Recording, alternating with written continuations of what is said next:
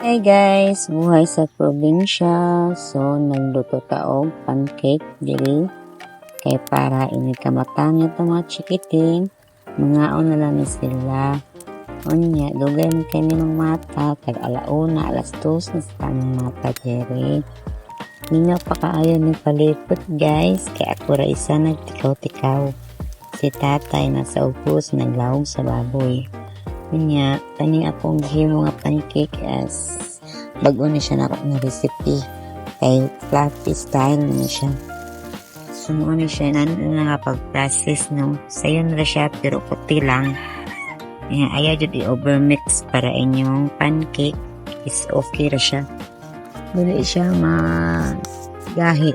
Dili siya gahi kung ano. Nya about sa mirang guys, mo na siya no.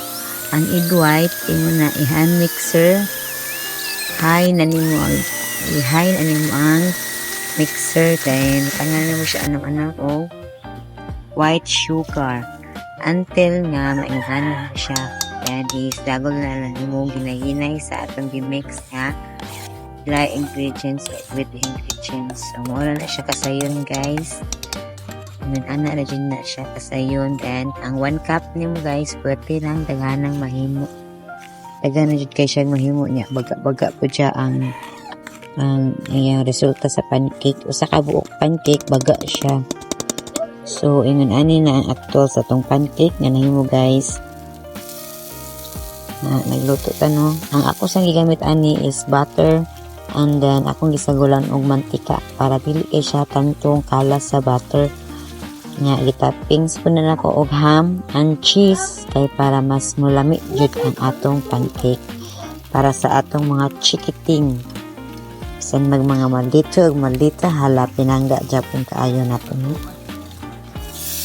So balik-balik lang din akong pag-process sa pagluto guys, and then kamo na bahala ang sa inyong pagpamaagi o sa inyong pamutang na toppings. Pwede na dyan chocolate ibutang niyo na toppings kaya lami sa siya nakatry ko pero kana ra ang available diri sa ako ang balay sa akong ate no. Mura na siya ang available guys.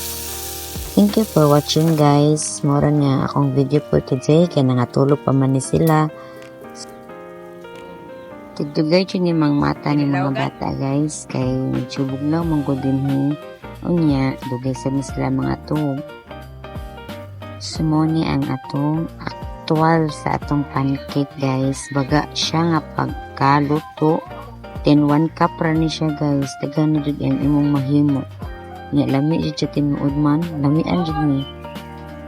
So kana mo na siya akong gitapping sa lamb cheese ug ang ham. So lami siya guys. As in wala si balik sa lami basta kay lami jud siya. Ano daw?